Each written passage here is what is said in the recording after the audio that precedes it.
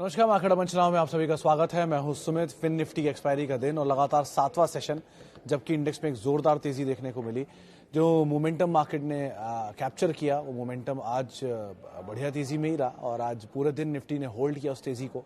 आज के लिए जो स्टार था वो था Nifty bank, specially bank of Baroda के अपडेट्स Q4 के जो आए उसको मार्केट ने पॉजिटिवली लिया और उसके बाद से ही वो तेजी को कैरी फॉरवर्ड होते हुए दिखाई पड़ा। पूरा PSU बैंकिंग बास्केट आज तेजी में था। केनरा बैंक, SBI या बाकी बैंक्स भी। प्राइवेट से कोटक महिंद्रा बैंक, वो बज आया मार्केट में कि MSCI के इंक्लूजन से वेटेज बढ़ेगा और वेटेज बढ़ने से $75 करोड़ के आसपास का इन्फ्लो आएगा, जिसको बाजार ने पॉजिटिवली लिया। सुबह ब्लॉक भी हुआ, 4% की तेजी देखने को मिली। तो बैंक्स तेजी में थे, आज इंफ्रा तेजी में था, आज रियल्टी तेजी में था, आज IT बैकफुट पे गया नंबर से ठीक पहले, खास तौर से TCS नंबर से पहले प्रेशर में, इन्फोसिस नंबर से पहले प्रेशर में, तो IT में थोड़ा नंबर से पहले प्रेशर देखने को मिला। मेटल, बैंकिंग, एनर्जी, ये कुछ ऐसा स्पेस जो कि तेजी में था। कुछ की हाइलाइट्स में आज न्यूज़ फ्लोज, पहले तो Q4 के जो अपडेट चल रहे हैं, प्लस वो IMD का अनुमान, उनका कहना है कि एवरेज ही रहेगा मानसून। कोई एल नीनो है, एल नीनो रहेगा लेकिन बहुत इम्पैक्ट नहीं आएगा मानसून के ऊपर। और साथ ही साथ दूसरे बढ़िया ट्रिगर में जो काम करके गया, उसमें नियोजन एक खबर आई थी, स्टॉक में 10% की तेजी आई। उन्होंने टाइप किया एक मित्सुबिशी की इंडिया नाम के साथ, जिसके इम्पैक्ट वहाँ पर देखने को मिला। शिल्पा मेडिकेयर दवा का अप्रूवल, 10% की तेजी वहाँ देखने को मिली। तो ऐसे अलग अलग स्टॉक्स बज़वर्ड्स के तौर पे काम कर रहे थे, जिसके बाद अच्छा उछाल आता हुआ दिखाई पड़ा। तो न्यूज़ फ्लोज ड्रिवन, अर्निंग से पहले पॉजिटिव ट्रिगर के साथ कैश मार्केट में अच्छे शेयरों में बाइंग के साथ बाजार आज बंद होता हुआ दिखाई पड़ा। तो बेहतर मूड माहौल मार्केट के अंदर जो चल रहा है वो अभी प्रिवेल। दोस्तों, अगर आप बाजार में अपना पैसा इन्वेस्ट करना चाहते हैं तो अभी जुड़े एंजल ब्रोकिंग के साथ में, क्योंकि यहां आपको मिलती है एक अच्छी एडवाइस और भरोसेमंद सर्विस, और यहां अकाउंट ओपन करना भी है बिल्कुल फ्री ऑफ कॉस्ट। तो आज ही जुड़े एंजल ब्रोकिंग के साथ में। अकाउंट ओपनिंग लिंक डिस्क्रिप्शन में है, आज ही अपना अकाउंट ओपन कराएं। प्रिवेल कर रहा है। सीधे अब सवाल जवाब के सिलसिले के ऊपर आते हैं और बातचीत कर लेते हैं कुछ सवालों को लेकर भी। सबसे पहला सवाल, hello Sumit ji, please give me short term view on Coal India. Avinash sir, मैं छोटी अवधि के लिए मार्केट ट्रैक नहीं करता, तो इसके लिए मैं माफ़ी चाहूँगा।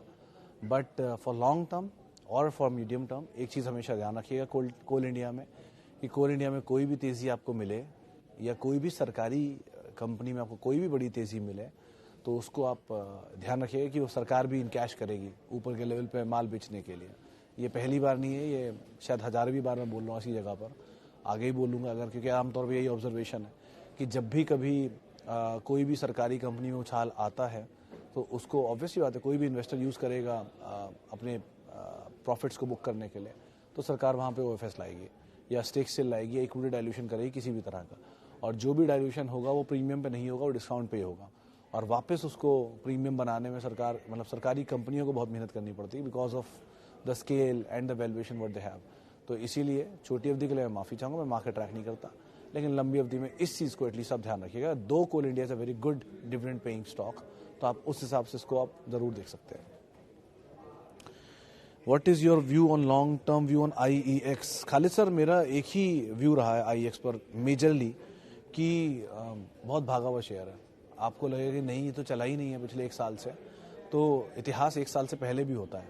तो आप जैसे मैं अभी IRCTC का ही मैंने ट्वीट किया कुछ देर पहले, किसी ने मुझसे पूछा था कि IRCTC चलता क्यों नहीं है, तो 46% IRCTC अपने हाई से टूटा है। 1000 रुपये का हाई था और वहाँ से 585-90 रुपये घूम रहा है वो, तो 46% है बेसिकली। तो आपको कुछ भी तो नहीं टूटा, या इतना तो टूट गया, 50% नीचे आ गया, वो और क्यों नहीं चल रहा। IPO से लेके अब तक IRCTC करीब 300% चल चुका है, और IPO से लेके ऑल टाइम हाई तक जो बनाई है ये शेयर करीब 600% चल चुका है। तो उतना चलने के बाद अगर ये नीचे आ भी गया है तो कोई बड़ा नुकसान नहीं है।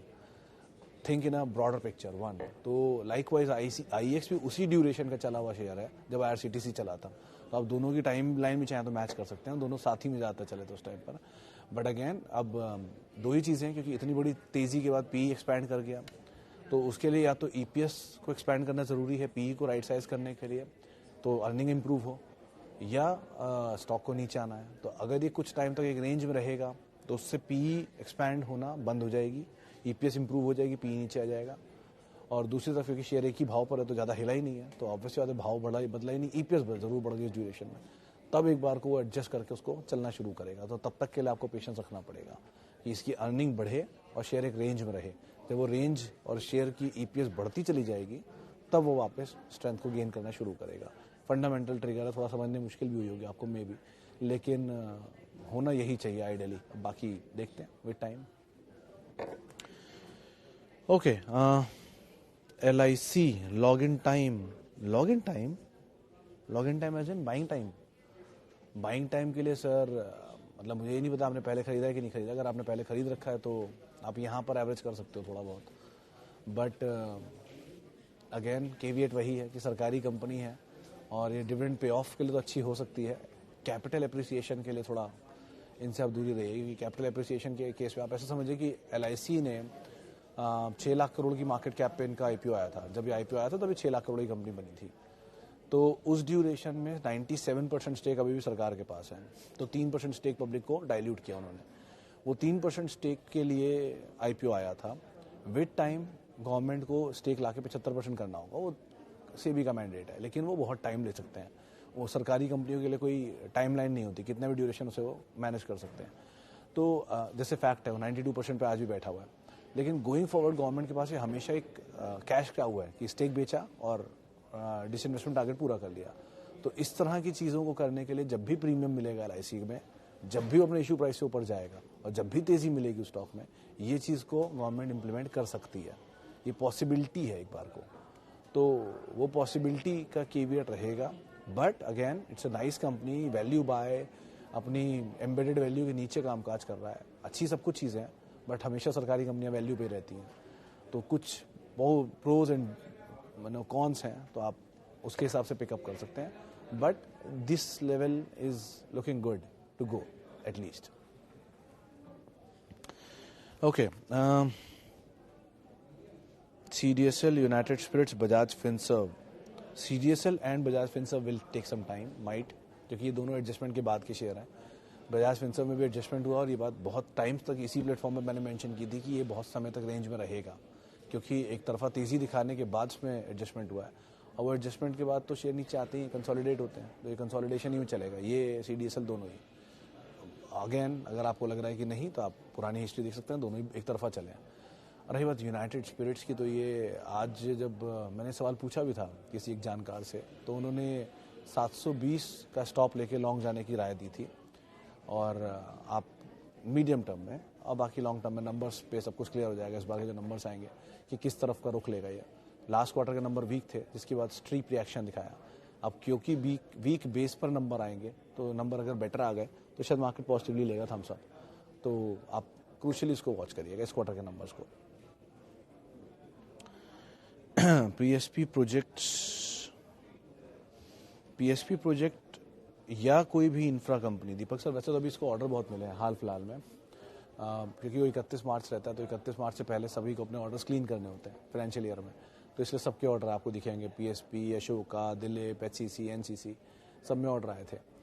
L&T में तो आई रहे इनफैक्ट। लेकिन एक ही चीज़ ध्यान रखिए, कोई भी इंफ्रा कंपनी, कोई भी XYZ एनी नेम, आपको जो याद आ रहा हो, IRB, NCC, HCC, PSP, Ashoka, Dilip, और भी कोई मुझसे छूट गया हो तो वो भी, बारिंग L&T को आप जोड़ लीजिए, इन्होंने किसी ने वेल्थ क्रिएट नहीं की है। These all are momentum stocks. ये मोमेंटम पकड़ेंगे और चलेंगे और फिर one fine day burst out हो जाएंगे। जैसे दिलीप 740 पे बर्स्ट आउट हुआ, जैसे NCC 150-200 रुपये बर्स्ट आउट हुआ, तो एकदम से बर्स्ट आउट होते हैं और सारा पैसा ले जाते हैं। सो आप एक ही चीज़ का ध्यान रखिए कि इसमें कैपिटल अपना प्रोटेक्ट रहे। बाकी गेन तो जो आएगा सो आएगा, दैट्स अ डिफरेंट थिंग, लेकिन बस कैपिटल प्रोटेक्ट कर लीजिएगा इसमें, वो क्रूशियल है। क्योंकि इंफ्रा कंपनियों में बहुत कुछ डिपेंड करता है इनके ऑर्डर पे, ऑर्डर की क्वालिटी पे, अगेन उसके पेमेंट पे, भी सरकारियाँ ही ऑर्डर देंगी ज़्यादातर, सरकारी कंपनियों से ऑर्डर आते हैं, सरकार ऑर्डर देती है, तो सरकार ऑर्डर में पेमेंट डिलेज एक कंसर्न रहा है मल्टीपल टाइम्स, या ऑर्डर एग्जीक्यूशन तक सरकार बदलना दूसरा एक बड़ा ट्रिगर रहता है। तीसरा, इनकी कॉस्ट बहुत हाई होती है, बिकॉज ये डेट बहुत लेके काम करते हैं, तो डेट की वजह से इनकी इंटरेस्ट कॉस्ट बहुत हाई होती है पूरे इंफ्रा की। तो वो इंटरेस्ट कॉस्ट बर्डन, जब इंटरेस्ट रेट बढ़ा इतना, आप 3% ब्याज पे थे आज से 6 महीना पहले, अब आप 9% ब्याज पर हो 6 महीने बाद, तो इंटरेस्ट कॉस्ट बढ़ गई, वो पार्ट इनकी मार्जिन इरोड करेगा। तो लाइक वाइज इन चैलेंजेस बहुत होते हैं। सो लॉन्ग टर्म स्टोरी इसलिए एल&टी ऐसे प्लेयर में जो कि इंटीग्रेटेड प्लेयर है, हाइड्रोकार्बन्स का, आईटी का, कंस्ट्रक्शंस का, तो वो एक प्रॉपर बुके है क्वालिटी का। लेकिन यहाँ के केस में थोड़ा स्केप्टिकल है, तो इसीलिए इंफ्रा में आप जो भी इंफ्रा हो आपका XYZ, उसमें आप बस इसी का ध्यान रखिएगा कि आपका कैपिटल प्रोटेक्ट रहे और मोमेंटम को आप बढ़िया से चेज करके पैसा बना के निकल जाए। Can we expect 15% return from SBI in next 10 years? 10 years 15% annually या 15% ओवरऑल? 15% ओवरऑल तो आराम से मिल जाएगा, तो कोई दिक्कत ही नहीं है। 15% एनुअली के इसमें बस इसका ध्यान रखिए कि पिछले 2-3 साल में SBI का एवरेज रिटर्न क्या है।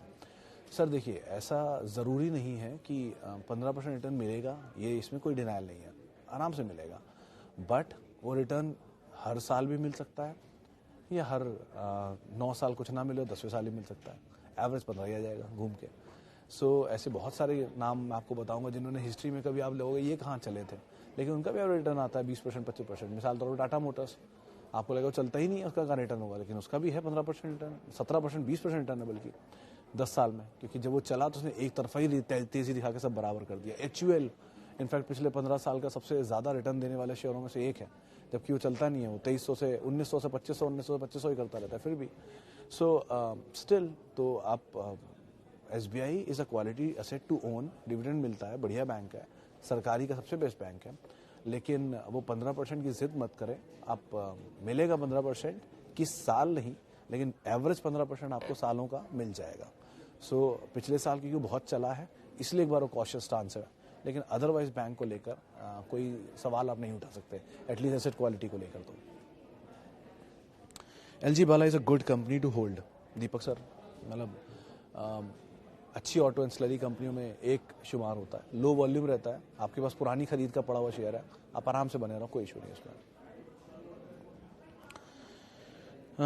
KPIT टेक बाय करना था, लेकिन मेरे पोर्टफोलियो में बिरला सॉफ्ट आ गया 320 के रेट से, क्या बना रहूं या इसे सेल करके इन्फोसिस ले लूं या बिरला सॉफ्ट में एवरेज कर लूं? नहीं, तो ये तो नाम भी मैच नहीं कर रहा, KPIT का केस है, बिरला सॉफ्ट 20 है, तो ये कैसे आ गया? तो एनीवेज, लेकिन KPIT तो मतलब IT का सबसे ज़्यादा चला हुआ शेयर है। अगर आपको नहीं पता तो मैं बता देता हूँ, हाल फिलहाल की तेज़ी में KPIT and again Tata Elxsi, दो नाम बहुत चले हैं। डिस्पाइट दैट KPIT को लेकर कंट्रोवर्सी ज़्यादा और बहुत डिटेल में इसके बारे में डिस्कशन, तो अभी आपने अवॉइड किया, ठीक किया, अभी के लिए एटलीस्ट आप स्किप कर दिया, कोई दिक्कत नहीं है। बिरला सॉफ्ट आप बने रहो, ये क्वार्टर का नंबर तो देख ही लो एटलीस्ट। और रही बात इन्फोसिस में भी, अब आप क्योंकि उस जंक्चर पर खड़े हो कि आपकी पोजीशन नीचे ही है, तो आप होल्ड ही करो। 1 2 आप अर्निंग सीजन के मुंह पे खड़े हो, बिल्कुल सामने, परसों नंबर ही शुरू है, तो आप उनको भी देख लो, उसके बाद कॉल लेना ज़्यादा लॉजिकल नहीं है। एटलीस्ट आप एक बार में क्लियर हो जाओगे कि किस साइड, किस करवट रूट को बैठना है, तो एटलीस्ट हो जाने दीजिए। इवेंट होने के बाद 3 महीने के लिए तो सर्टेन ही हो जाते हो ना आपकी कोई इवेंट नहीं आने वाला अब, तो तब तक के लिए एटलीस्ट वेट कर लो, ज़्यादा बेटर है। SDBL 123 पर ऐड कर सकते हैं? 123 पे तो आपके पास है शायद, अब क्या ऐड करो, बैठे रहो आप शांति से। इसमें राइट्स आया है शायद, 132 रुपये का दाम है मेरे ख्याल से, वो दाम मैं कंफर्म करना चाहूँगा, लेकिन 132 है मेरी याददाश्त जो कहती है। और आज में खबर भी है कि वो डॉली खन्ना ने एंट्री की है, 1.5% स्टेक लिया है, वो Q4 में आ सकता है, ऐसी न्यूज़ है बाजार में, जिसके बाद चला है। ठीक है, कंपनी में मुझे 1-2 पॉजिटिव, 1-2 नेगेटिव है। पॉजिटिव ये है कि भैया 135 रुपये, 130 रुपये, 132 रुपये, 140 रुपये की रेंज में प्रमोटर माल ले रहा है अभी भी, और ये इंटरेस्टिंग है क्यों, जबकि वो 60 रुपये में इससे पहले माल ले रहा था। तो 60, 70, 90 और 135 इस रेंज में माल लेता ही चला गया प्रमोटर। 1 दूसरा क्यों ले रहा है समझ में नहीं आया मुझे, यानी कि टारगेट और ऊपर के दिख ही रहे होंगे तभी ले रहा है। एक बारी एक इंटरव्यू में उन्होंने ये बात भी मेंशन की थी कि सेबी का मैंडेट है उनको कि वो पोजीशन ले सकते हैं, मतलब होल्डिंग बढ़ा सकते हैं, तो शायद उसी को बढ़ा रहे हैं अपनी। लेकिन प्रमोटर की एक्टिविटी इस तरह की है, कैपेसिटी बढ़ाई है उन्होंने बेंगलोर में अपनी नई, राइट्स भी आया हुआ है, पिछला राइट्स था शायद 60 रुपये की रेंज में, 60-70 रुपये रेंज में, तो और अभी अब आपको ये थोड़ा समय ज़रूर बिताता दिखेगा इस चैनल में, ये ध्यान रखिएगा। 162 साल का हाई है सोम डिस्टिलरी का, और अभी 150-55 में मैंने देखा था आज, तो बेटर यही है कि आप ये अब रेंज में तो रहेगा, इसके लिए आप तैयार रहिए। वो रेंज कितनी बड़ी रहेगी नहीं पता, लेकिन रहेगा रेंज में जो चल भी रहा है, तो ये रेंज चलते चलते तोड़ रहा है हर बार अपर एंड को, तो शायद अभी भी रेंज का अपर एंड ही तोड़ेगा, लेकिन रहेगा रेंज में, तो थोड़ा पेशेंस आपको रखना पड़ेगा, उसके हिसाब से कॉल लीजिएगा और ये क्वार्टर का नंबर जरूर देखिएगा। जुबिलेंट एनग्रेविया बने रहिए हर्षद सर, लग रहा है कि अगले उससे थोड़ी बेटर सिचुएशन होनी चाहिए इनकी अगले क्वार्टर के नंबर से या इस क्वार्टर के नंबर से। एमसीएक्स के केस में तेजी में एग्जिट करें वो ज़्यादा बेटर है। Why is Hindustan Food running so much and at what price to buy? Mukesh sir, वो जो 600-900 रुपये था लास्ट, जो मेरे को याद था, अब तो मैंने बहुत टाइम से ट्रैक भी नहीं किया। दो कंपनी इज़ गुड। चल क्यों रहा है वो? एफएमसीजी की demand, PLI scheme, good numbers, ये कुछ ट्रिगर है। और वैसे ही मिड कैप में आजकल बाइंग है, तो ये सब मोमेंटम के दम पर चल रही चीज़ें। क्यों चल रहा है, क्यों टूट रहा है, कोई खड़ा बड़ा रीज़न ऐसा नहीं होता। एक न्यूज़ पे टूट जाते हैं, एक न्यूज़ पे चल जाते हैं।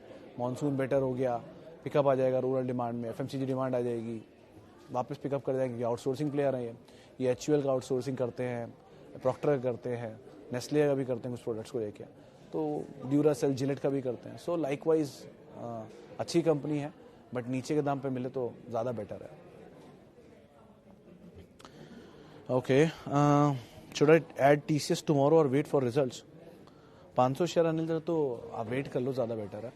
आपकी कॉस्ट मुझे नहीं पता, लेकिन अगर नीचे मिल जाए तो सस्ती चीज़, अच्छी चीज़ जितनी सस्ती मिले उतना अच्छा। मान लो नंबर के बाद और नीचे मिल जाए, क्या पता ख़राब नंबर आ जाए, तो उस हिसाब से कॉल लीजिए, ज़्यादा बेटर है। ऐसे इवेंट के जस्ट सामने खड़े होकर ऐसे कॉल नहीं ले सकते ना, अगर आपको इवेंट पता नहीं है तो बेटर है इवेंट हो जाने दीजिए, नीचे की तरफ मिल जाए। अर्निंग्स है परसों, अनुमान मार्केट लगा रहा है कि शायद कांस्टेंट करेंसी ग्रोथ 3%, 3.5% के आसपास इस क्वार्टर में कंपनी पोस्ट कर सकती है।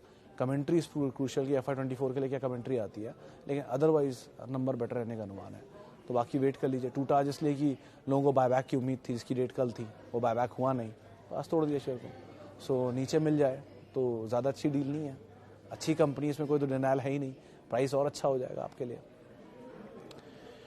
Okay, EIH Deepak sir, better is switch to Indian Hotels. मतलब दो कंपनीज नॉट बैड, बट इसमें कॉर्पोरेट वॉर चलती आ रही है बहुत सालों से between ITC and Reliance. So आप बेटर इज कि आप इंडियन होटल देख लें, वो एटलीस्ट क्लीन है इस सिचुएशन में। एलिमेंट्री नीचे के दाम पर मिल जाए तो ये ज़्यादा बेटर ऑप्शंस अवेलेबल हैं। You can average jubilant food, Gaurav ji, if in case आपका होराइजन भी टाइम लॉन्ग टर्म का है, तो मतलब medium term to long term के लिए अगर आप सोच के चल रहे हैं, then it's good to go. थोड़ा समय भले बिता लेगा इस रेंज में, but it's again good to go. नई मैनेजमेंट आ गई है, देखते हैं क्या क्वार्टर के नंबर्स आते हैं, but still so far companies looking good. ऐसा कोई चैलेंज नहीं है, अभी तक इनका डोमिनेंस ही है मार्केट शेयर में, तो वो डोमिनेंस से आप डोमिनोज को देख सकते हो। चलिए, फिलहाल अब इतने सवालों को शामिल करूंगा। माफ़ी उन सभी लोगों से जिनसे बातचीत नहीं हो पाई, बहुत बहुत शुक्रिया उन सभी लोगों का जिन्होंने सवाल पूछे। आपसे अब कल मुलाकात होगी, सेम टाइम सेम प्लेस। और बाकी @सुमित रिसर्च मेरा ट्विटर हैंडल है, जहाँ पे आप मेरे साथ जुड़ सकते हो। और किसी भी निवेश से पहले अपने वित्तीय सलाहकार की राय आप जरूर ले लें। नमस्कार।